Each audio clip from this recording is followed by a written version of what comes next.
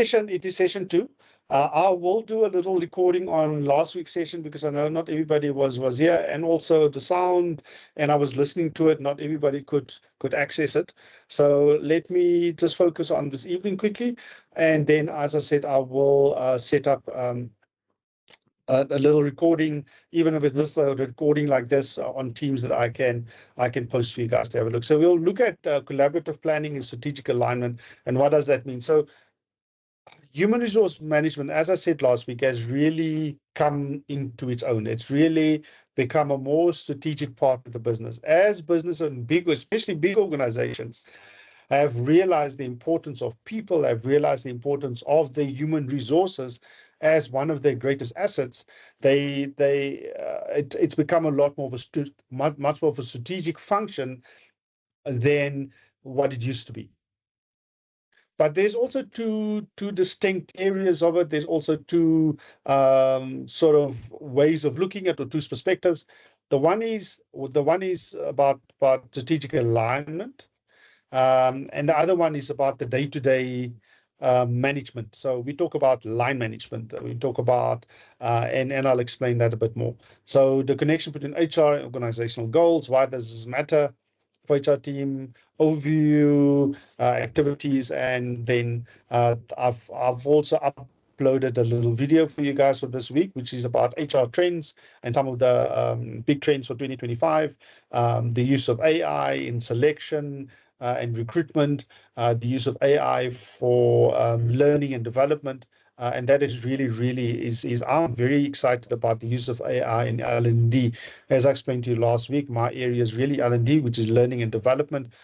And I'm really excited of the potential of having individual learning paths for each and every employee. As the onboard, you literally have individual learning paths using AI as almost like a live tutor, a tutor that a person can download the company AI app, and they can literally ask them anything. I need to post. Do I have any leave left? I've got a manager that's this, and tell me what the policy says about what I can do in this situation. I need some assistance with completing my performance review. I mean, just imagine having a live chatbot that has all of the company policies and all of the company knowledge sort of stored in it, and you can just chat and ask these HR questions directly. So I'm very excited about the AI and how AI is going to become almost like part of HR as a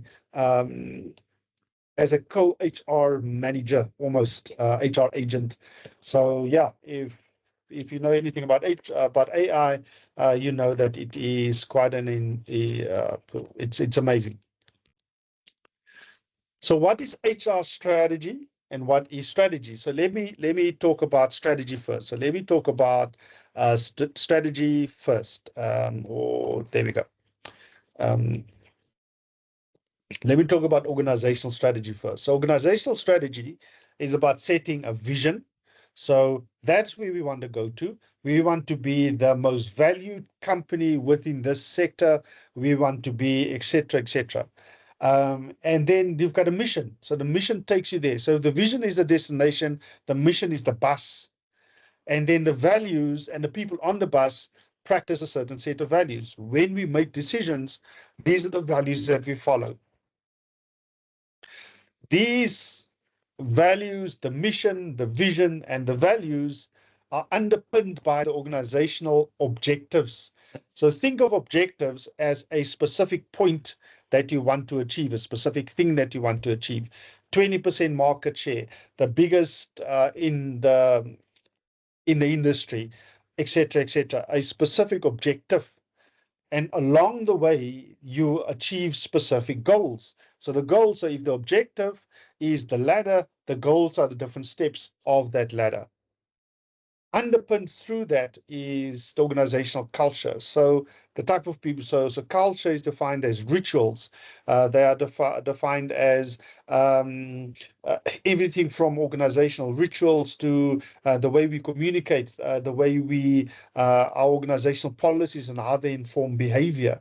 So all of those things are our organizational culture, and they sort of shape the way people behave and the way people problem solve and so forth. So all of that stuff we actually call all of this stuff, we call it OD. And in part of HR, if you can still remember last week, I spoke about HR as almost like four legs, which is learning and development or organizational learning. You've got talent management, which includes recruitment, onboarding, managing talent.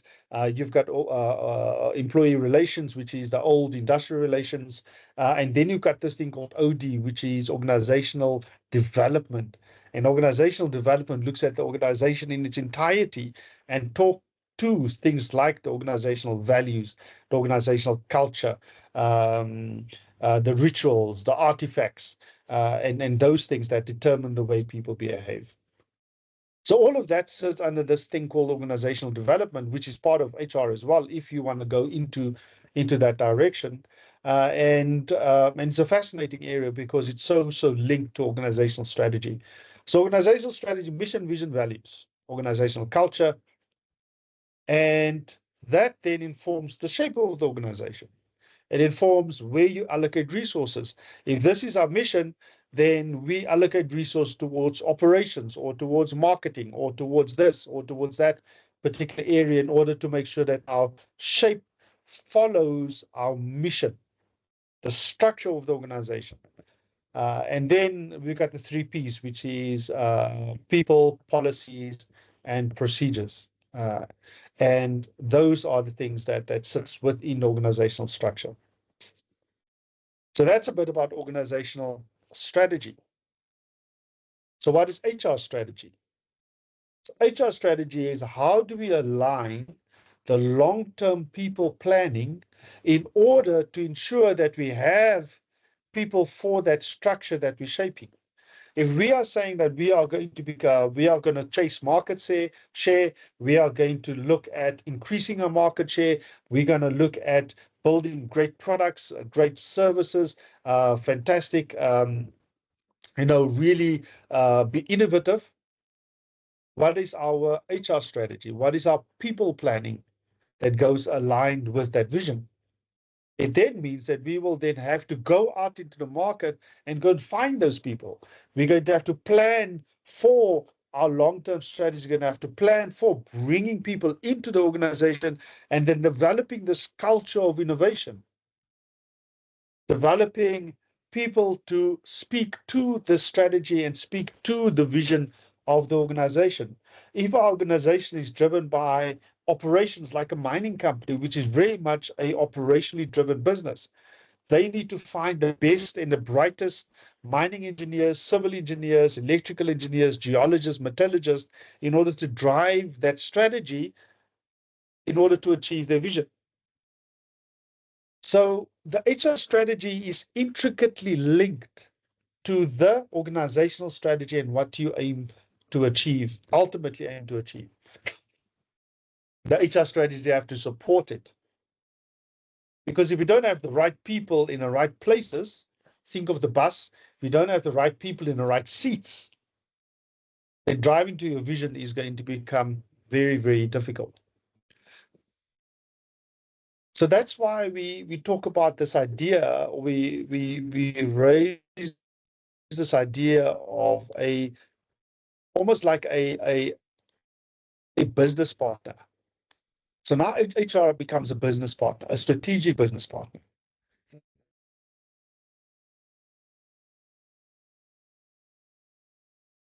A strategic business partner that supports, and that's where a business partner comes in.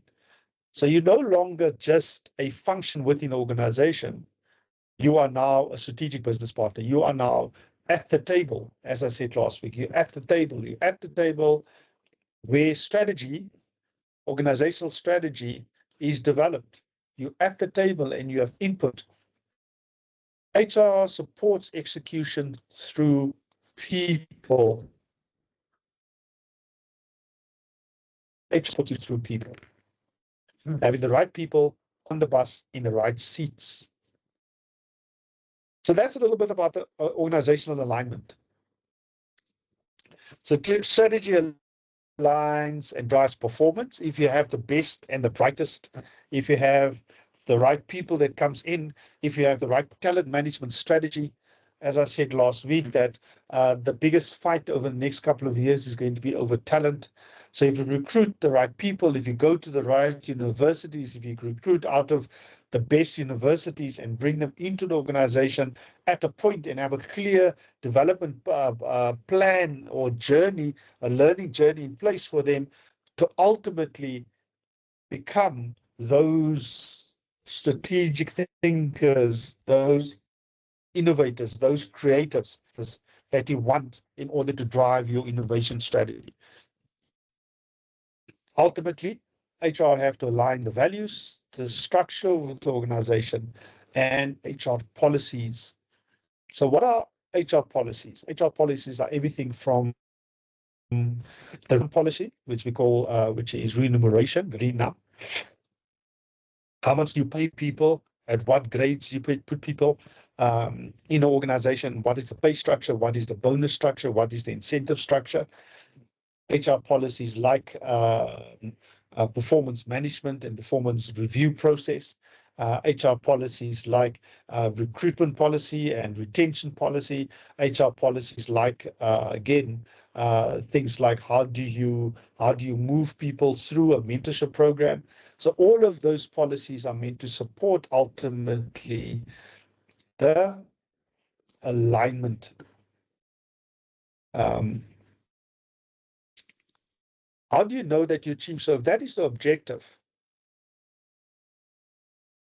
then all of these are different goals in order to achieve that particular objective.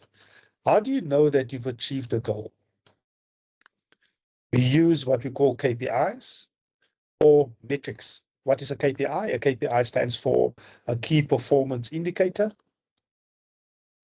and it is a measurable metric. 20 people or 20 new graduates from this school or from the best university, or 20 new graduates from the top 5% of the class this year. You can measure it. You have a specific time to it. So throughout the alignment, in order to know when you're achieving and if you are achieving all of these organizational or HR goals, you need to use metrics and feedback mechanisms in order to say, am I achieving it? Am I not achieving it? So as part of our sort of perspectives, or as part of the way we look at organizational style or HR strategy, at any time when we use the word strategy, it's just a fancy word for plan. A strategy entails a specific process. We call it a strategic, literally we call it a strategic process. There's a ultimate, there's a goal that you want to achieve or a specific objective that you want to achieve. You then scan the environment, which is both the internal and external environment. You then set a series of goals in place with deadlines in order to achieve that, and then you move towards implementing it. And as part of HR scanning process, both the internal and external scanning process, it's about understanding the skills, the culture, the structure, the processes, the policies that's in place within an organization at the moment. And sometimes we also call it, sometimes you have to do a skills audit in order to understand who is where and what are the skills and what skills. So skills audit is looking at a grid like this, in which you then look at all the positions in the organization and you put it on a grid. What skills is required, what education level. That's just the positions. That's not people. You then take the people and then you allocate them and you look at where they are placed. And then what you then do is it's either a yes or no. If the person has the requisite skills and education and everything required for that job, it's a tick.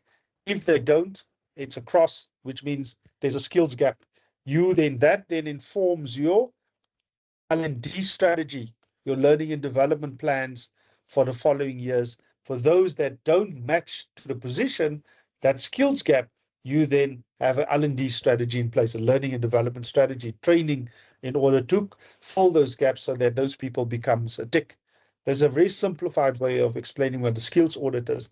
A culture audit is the same thing. You look at, this is our organizational culture. You then do what we call a organizational survey.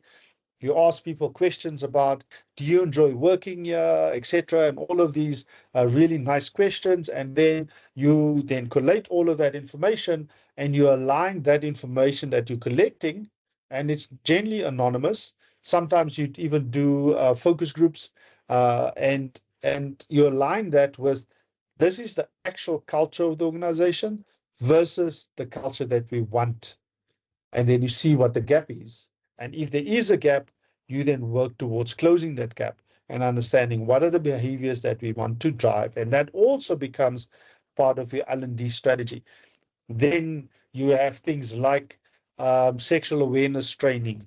If there's an issue around misogyny, you have things like, you know, it, respecting minorities or respecting people, different cultures, and you've got those cultural awareness and training. If there's a skill gap around culture or around race or around gender, or there's an issue around performance, people, the culture of the organization is this, but actual fact it is based on our culture survey, it is this. We then try to close that gap. Pontle, you've got a question quickly? Yeah, ask away. Yes, sir. I wanted to ask, if someone files a harassment claim within the department, would that department investigate? Because how would you avoid like biases coming into place?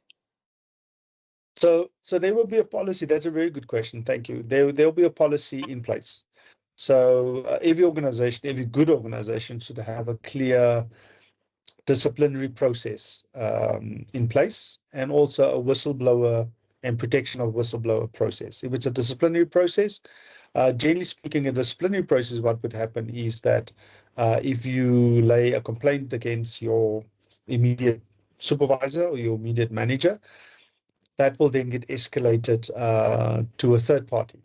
So HR then holds that complaint. They will then give that complaint to a third party to investigate. So maybe somebody from another department, or manager or supervisor from another department to investigate, or maybe even your boss's boss to investigate. And your boss, the assumption is that your boss should be unbiased and should investigate his own subordinate in an unbiased way.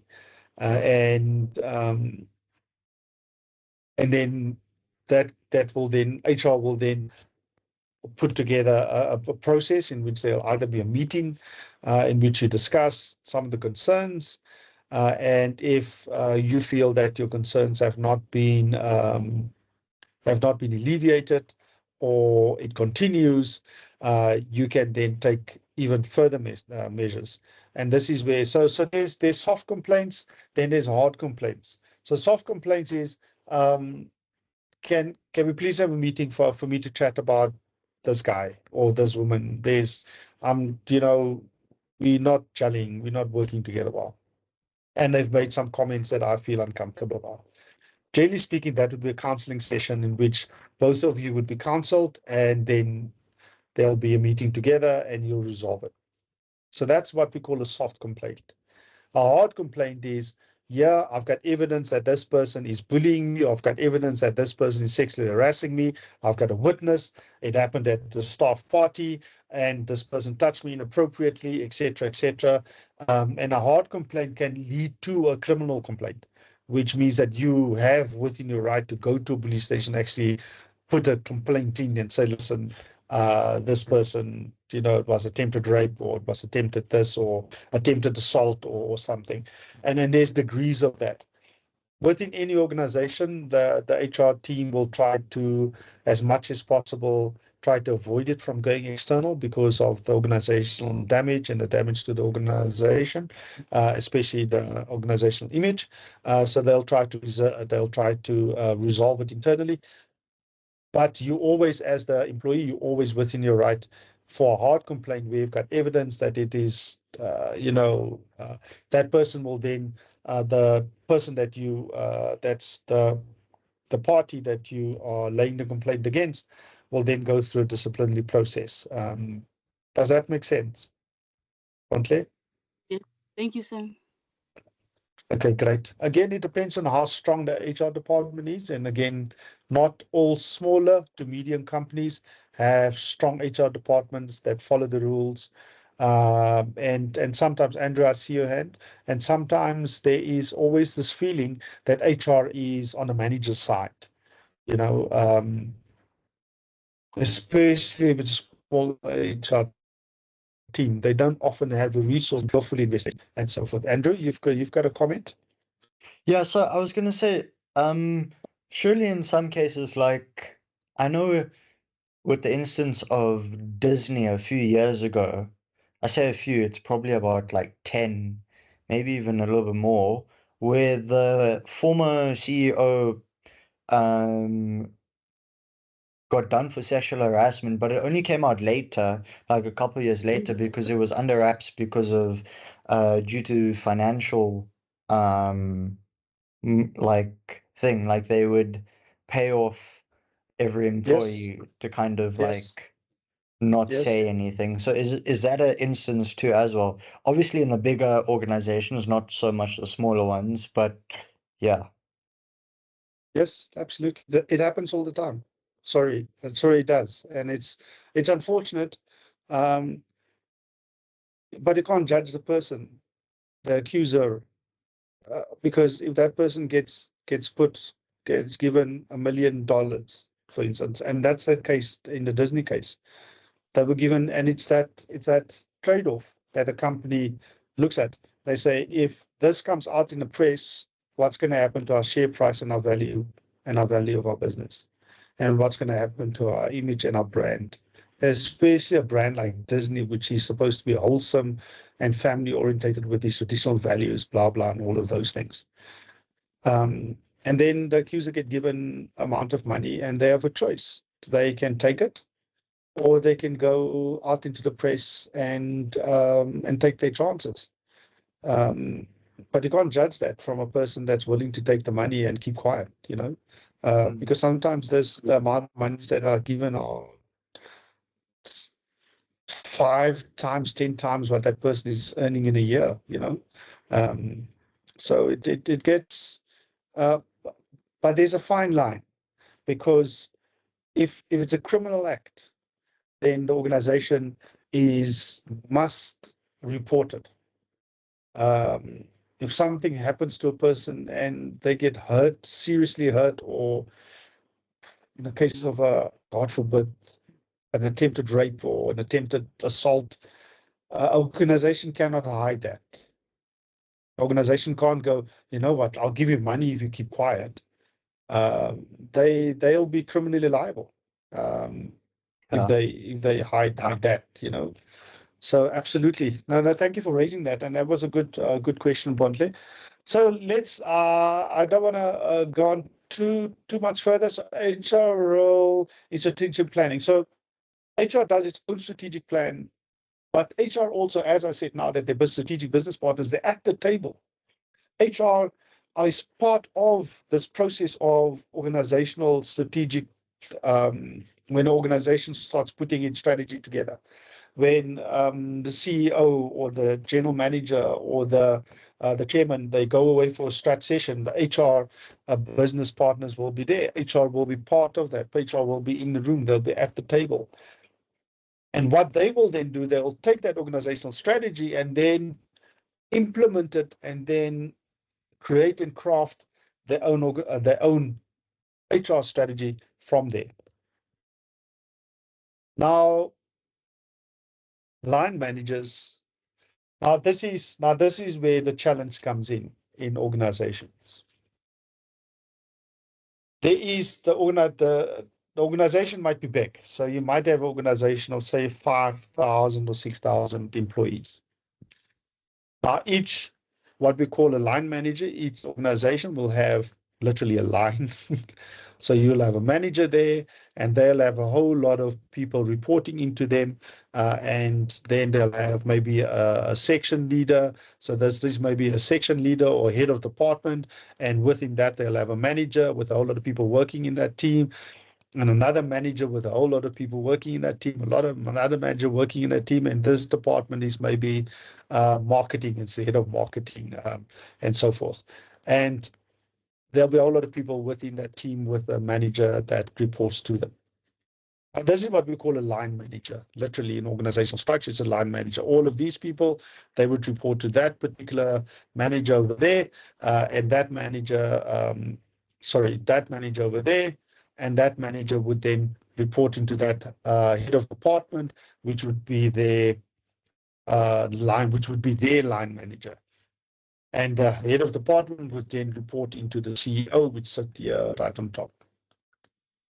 Now, if you have a business of 5,000 people, the HR department is very, very small in relation to the amount of people. For a typical company with 5,000 people, you'll find an HR department with fewer than 40 people in it. Now, the HR department cannot possibly do everything that's HR related. So what happens is that the line manager takes a lot of the HR responsibilities of onboarding, of communicating HR policies, of implementing and executing HR policies, and ensuring compliance. And a lot of line managers manages performance and so forth. The HR department provides the structure and the organizational capacity in order for that manager to be able to do not just their job, which is required, but a portion of their job is going to be spent on HR-related matters. And that is just part of their entire job. Here's my job, marketing manager. As part of that is to come up with innovative products, to drive market share, to communicate my brand to the consumer, but also to employ, to manage performance, to ensure talent management, etc., etc. All of those HR functions. So line managers becomes almost like co-HR leaders within an organization. But that is where some of the tension comes, because sometimes line managers think that they are HR managers, and they are not. HR managers have a very real role to play within an organization. And they're there to provide and create this enabling environment. They're there to provide the structure. They're there to provide the policies. They're there to provide the processes in order for these line managers to be able to fulfill some of those execution or some of those policies and procedures for HR on behalf of HR. As part of that as well is about what we call manpower planning. That's an old word. Oh my word, manpower. That used to be in the late 1970s and early 1980s. They used to call manpower planning and so forth. So what would happen is that the line manager, as per this HOD, which is the head of marketing, would sit down each year and say, these are my requirements. I need 4 brand interns.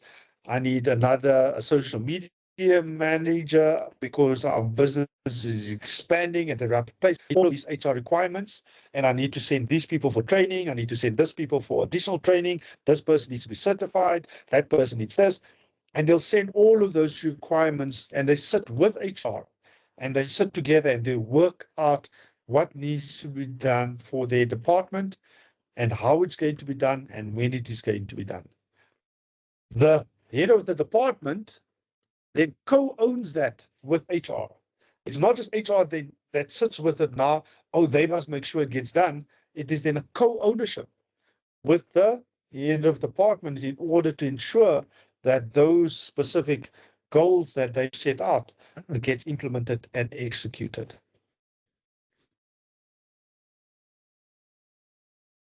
And that is where we can get to something which we call HRP, which is human resource planning to the right people at the right time to supply the demand for when it is needed.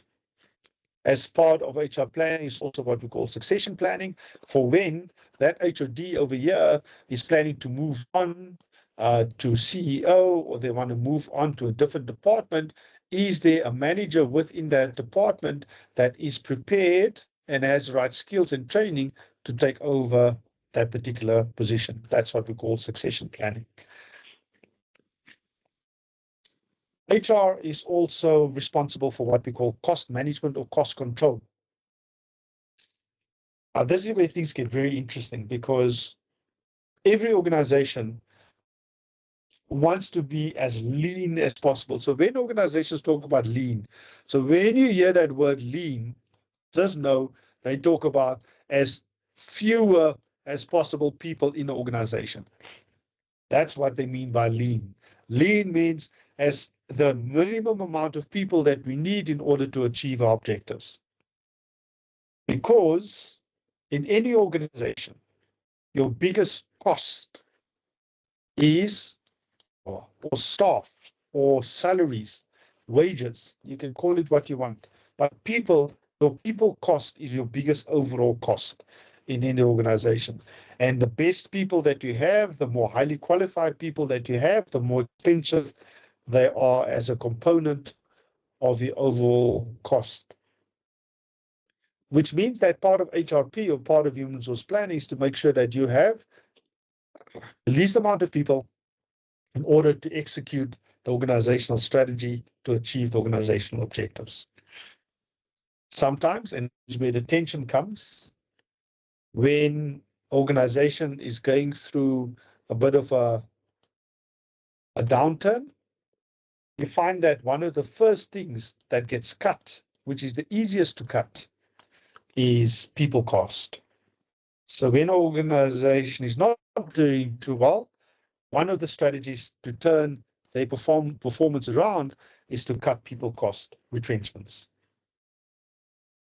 And so it is that balance between having just enough people, not having too many, and not having too few. Because if you have too few, it puts stress on those that are in the organization, because now they have to do the work of 2 or 3 or 4 people. And that puts undue stress on people, and that causes the big things that we talked about last week: absenteeism, high staff turnover, low morale, poor customer service, and all those metrics that a good company don't want to have. Manpower planning, that word, and its importance: it ensures operational continuity and readiness. It supports internal advancements. It reduces hiring costs and turnover. Hiring costs is just recruitment cost, because every time somebody leaves, you have to replace that person. And there's a cost to replacing that person. The person that comes in sometimes earns more. There's the cost of advertising. There's a cost of them not being in the business for a period of time. It takes about 6 months to replace a senior person in an organization. And sometimes a senior executive, it takes upwards of 12 to 18 months to replace a senior executive, because it's so difficult to find them and it is so difficult to place them. You're going to have to go out into the market and headhunt a person, and they come into the business at a very, very high expense. Part of manpower planning is also to promote diversity and equity. And within South Africa, we have our BE legislation, which is the guiding principle for diversity and equity. Whether you agree with it, whether you don't agree with it, that's the legislation as it currently stands. And organizations need to abide by it. Align staffing with strategic goals and allows organizational agility in crisis allows organizational agility in crisis. COVID was a very interesting case study of how HR and HR management, strategic business partners, have really stepped up. Because during COVID, there was so many things that just was never dealt with that suddenly sort of came to the surface. Things like mental health. Before COVID, organizations wouldn't talk about mental health. Now suddenly employee well-being is one of the top agenda items for any strategic planning session, for any organization. Employee well-being and employee wellness has now become suddenly a big thing. Flexible working hours has now suddenly become a big thing. Flexible working places has now become a big thing that before it wasn't. It was never there. It was never even thought of. So COVID has really sort of brought HR into a place where it wasn't before. It really pushed it to take a lot more ownership and grow as a function within an organization. So now let's shift a bit of gears. Once you know how many people you need, once you know what jobs those people need to do, that is where job design comes into it. So if I need a new brand manager, or I need a new marketing manager, or I need a new social media manager, what is it that they're supposed to do? And how does that align with the strategic objectives of the organization?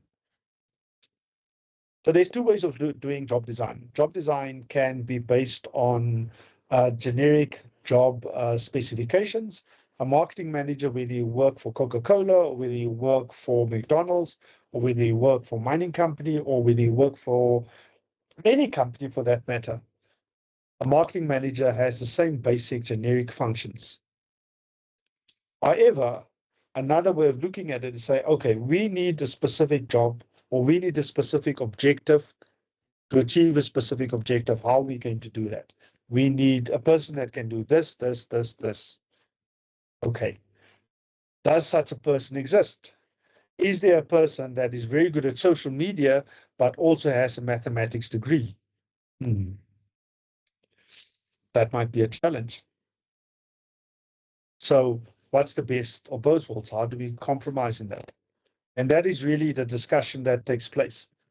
So when you design your job, it is really remember the job design process is part of meeting the organizational objectives. And it draws on what we call the job characteristics model. This is what we need to do. And this is what this job needs to be able to achieve on a day-to-day basis, on a weekly, monthly, quarterly basis, annual basis. You then develop, you design the job, you then, from the job design, you then have what we call a job description. The job description is the thing that gets published in LinkedIn and online in order to get the person. The job description generally talks to, these are the person's KPIs or the objectives that they need to achieve. This is the level of education that they require, and this is the type of person that we're looking for. We're looking for a person that is outgoing, that can do this, that can do that, and they give a brief description. And that description is a lot more aligned to the organizational culture. We need a person that can fit. And so often, if you go onto LinkedIn and they advertise these jobs, they so often start off with, this is the company, and this is the company, that culture that you have to fit into. And that's an important part, because so much of recruitment and placement is about recruitment and selection. The selection and placement is the same thing. So much of recruitment and selection is about making sure that the person is job fit or organizationally fit. Do they fit within organizational culture? And sometimes that takes preference to, can the person do the job? Because we can always teach them to do the job. But if they don't fit into the organizational culture, that's a lot more difficult to do. So some organizational design principle, OD, which I spoke about earlier, it is about organizational strategy, influence, agility, and clarity of the organization. It supports collaboration and not just working in silos. It adapts to evolving environment, and good design enables good execution. Organizational design is making sure that your organization is fit for purpose. If this is the organizational goal that we want to achieve, if this is the vision that we want to achieve, we then intentionally design the organization in order to achieve that particular objective and vision. Yes, Pontle. Yes, sir. Sorry to take us back, but because you mentioned COVID, a lot of people were let go because of financial reasons, because organization couldn't afford to like pay them. So I wanted to know, where does it cross the line where it becomes unfair dismissal? Okay, just repeat that again. I was saying that because you brought up COVID, a lot of employees were retrenched. So I wanted to know, where does like it cross the line where it becomes like, instead of it being retrenchment, it becomes unfair dismissal. That's an interesting one, and I can't really, because that's not, employee relations isn't really a strong point of mine. Actually, it's not a strong point of mine. Industrial relations is not a strong area of mine. And I know there are specific, I mean, my colleague, he can quote you the Labor Relations Act and the Basic Conditions of Employment Act right down to the section that determines that. So I'll speak from a higher perspective, from a strategic perspective. So what happened during COVID is that organizations their turnover just tanked because there was no one in the stores buying stuff. There was no one doing services. Imagine a company that does training and suddenly all training is stopped. That company can no longer operate because they cannot fulfill their function. Now, at that point, the organizational owners or the organizational, if it's a big organization, they need to decide at that point, what do we do? Because we cannot sustain the organization. The organization will go bankrupt. Think, for instance, a good classic example is actually Ster-Kinekor. Ster-Kinekor looked like they were about to close. They then went into what we call business rescue. And they said to all the creditors and said, listen, we can't pay you any longer. They went to all the employees and said, listen, we can't pay you any longer. We don't have people coming into our theaters. We are going to close. But we don't want to close. We want to keep on operating, but in a reduced way. So what did they do? I think they cut something like 40% of their workforce. They closed a whole lot of the theaters. And they only focused on a couple of theaters that was once the restrictions were lifted. And remember, now we're talking 18 months later, once restrictions were lifted and they could start opening up and start running shows again. They were a shadow of the organization but before. But none of that is unfair dismissals. If they followed the correct conditions and legislation, then they within their right to do that. Does that make sense, Pontle? Yes, sir. Yeah, it's not great. It doesn't feel right, but that's just sometimes the unfortunate thing, you know. It's almost like if we don't do this, then we will end up closing completely. And I think they had something like 4,000 or 5,000 people working for them. No, it wasn't that much. It was like 1,300 or 4,000. It was about 2,000 people working for them. So they had the choice. If they carried on, they would have been bankrupt, and all the theaters would have closed, and everybody would have lost their job. So they let go of half of their workforce so that the other half can still have a job when the theaters opened up again. And that's a tough decision to make. That's a very tough decision to make. I've got another hand up. ICT Academy. Yeah. Hi. It's Tandulwazi here. Sorry, I joined using a Sorry. work account because my personal account was not allowing me to join.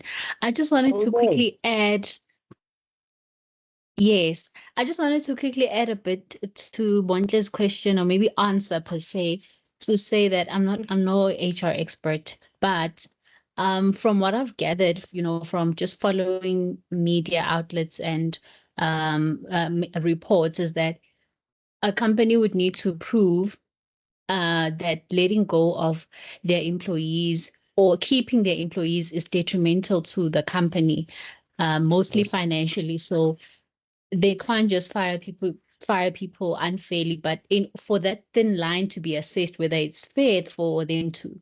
Obviously, it's never really fair to the employee, but they need to be able to prove that keeping these people will do financial damage, or we can no longer afford to keep these people. Therefore, we are well within our rights or have grounds to let these people go and maybe offer them some sort of package or something in return. Thank you. Absolutely. No, thank you for that. It's incumbent upon an organization to prove that by keeping these people, we will end up closing down completely. The labor movement would say that that the legislation is often misused by companies to cut down and to reduce cost in order to increase profits. So there's always two sides to the argument, depending on how you look at it. But one has to give companies, either Andrew, our CEOs, and one has to look at companies and have to give them the sort of the benefit of the doubt that they're doing it for the right reasons. Hi there, Andrew. Quickly, just got a few more minutes. Sorry, so I was just about to say, wouldn't it also be a measure? So if a company is doing this or a business is doing it, wouldn't it be a measure of the executive leadership within the business? So I remember when I was working, the 2 years that I worked in corporate straight out of high school, is that when you've got a sense of naivety in leadership or toxicity within leadership, everything gets affected from there, not just your employees, your money, and whatever. Then rebuild starts happening. So would it not be leadership based too as well, or is that going too far? Absolutely. Because again, my perspective, my filter that I use always is I approach OD and L&D from a leadership perspective. And listen, COVID was a shock, and nobody could have foreseen it, nobody could have planned for it. But under normal circumstances, a company should never find themselves in a position where they have to retrench. If you have a sound strategy, if you've got a good leadership team, then your organization should be able to function and carry on and be successful without having to. I mean, there's so many sort of disruptions happening in the marketplace. You could be a company that's making widgets, and you can be happily going for 25 years, and everybody's buying your widgets, and suddenly there's disruption in the market, and suddenly nobody wants your widgets anymore. Put yourself in the shoes of Blockbuster Video. They literally were operating for years and years and years, for generations almost. And then suddenly, in a space of 5 years, they were gone. They don't exist any longer. But good leaders will see it coming. Good leaders will see it coming and put something in place. And I'm fascinated by the Stekiniko story, because I'm looking at it very closely, because the way we consume media and the way we consume entertainment has changed. We've got a new generation of people that don't do movies. I come from the movie era, where if you want to go out on a date, you go to the movies and you go to Spur afterwards. That was a date. Now we've got a generation, your generation, you guys are much younger. Movies are like, oof, it's like, it's, it's not quite up there with, because movies for me was a highlight. That was a pinnacle. That was like the best thing to do. For your generation is very different.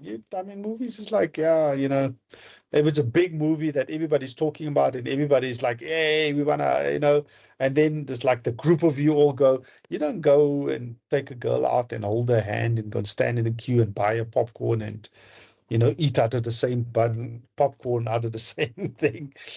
You guys do other things, Don't tell me, please don't tell me what you guys do, please.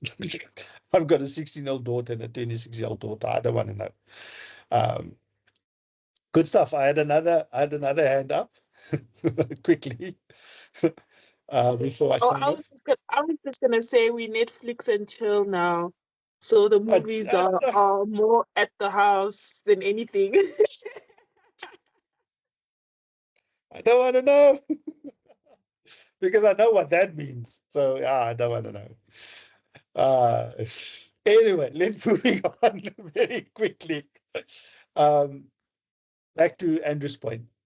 Good leaders and good managers good organizational leaders, especially senior leaders, should see things coming. They should be able to see when the industry is being disrupted. They should be able to recognize when things are going to go south very quickly.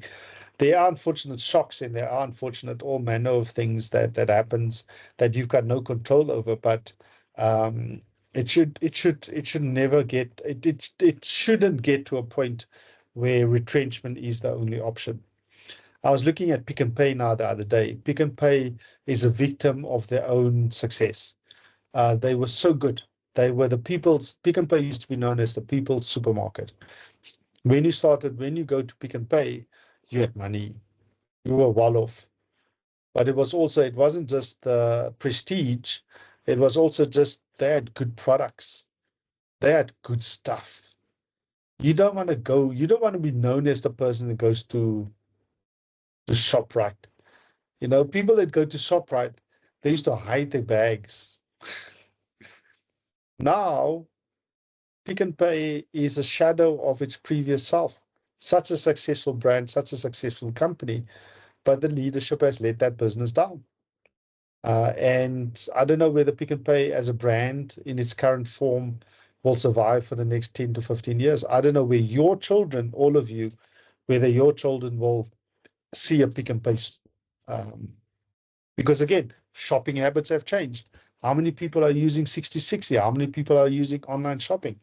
Your generation that are much more comfortable with doing online shopping. You're a lot more comfortable with just buying stuff, by clicking and getting it delivered 2 or 3 days later by Timo, or like the next week by Timo, So shopping habits also changing. But anyway, that's a rabbit hole that I don't want to go down. Guys, thank you very much for the evening. I will post this presentation that I've got here. I will post this on under this week's section, and I will see what this video is going to look like when it comes out. And I will also, I think it might be easier for me to download it and then upload it again as a video rather than the link. Or I'll see what works out best in order to ensure that those that missed, or if you want to go back and go and listen to it again, that you can be able to do that. What I'll also do is, because I know with AI they do sort of summaries and those type of stuff, what I'll do is I'll just transcribe it and do a one-page summary for the session, so you can do like what we call a TLDR, which is a quick, too long, don't read scenario. All right, Andrew, final point. Sorry, so on that point, if you use something called Claude AI, it can turn your video or something written into a presentation offhand. Oh, fantastic. So yeah, I'm not sure if you want to mess around with that or whatever, but I dealt with it the other day. It was quite cool. Yeah, no, I mess around with AI. Trust me, I've got all of them: Claude, Gemini, ChatGPT. I dig AI. Cool. So yeah, Zukane? Yes, sir. I wanted to ask in terms of the quiz. So I wanted to ask, so if we open it, do we have time? Like, okay, so it said we have a certain time to finish the quiz, right? So if 60 you minutes. open it and read it and then close it and then open it again and then complete it, you're not allowed to do that. Or you're not allowed to do that. You have to complete the quiz as Yeah, you have to complete the quiz in one go, but it's an hour. You have an whole hour, so you can literally sit with the book in front of you. So the quiz that I'm making for this week is based on the learning outcomes instead of the entire chapter, because I noticed that that the learning outcomes is not across the entire chapter of the Amos book, and that is not a great textbook. But anyway, that's the resource that I have. So I use that resource as much as possible to draw up the quizzes.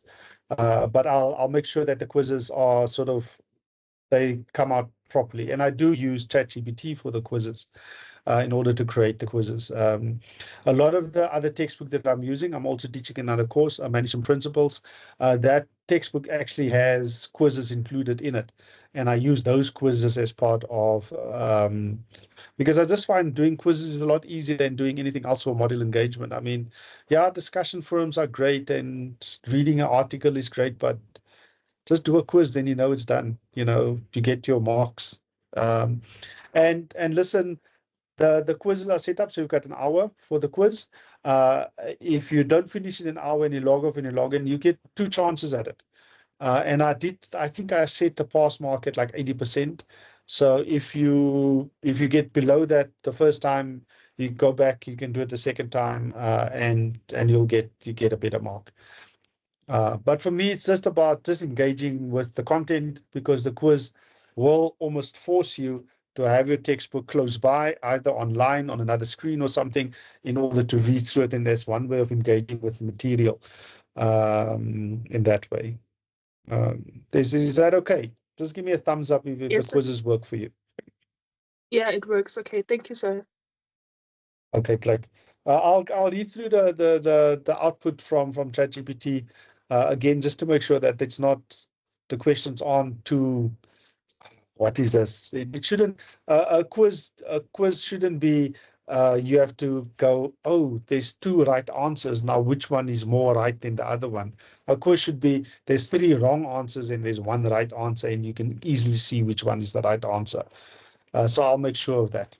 All right, guys, thank you very much for logging in. Thank you very much for your engagement. I do really like these sessions, and I will let me see, stop sharing. Oh, I've got a lot of stuff there. Okay, stop sharing. There we go. And then stop recording. Stop. Yeah, thank you very much. Yeah, thank you very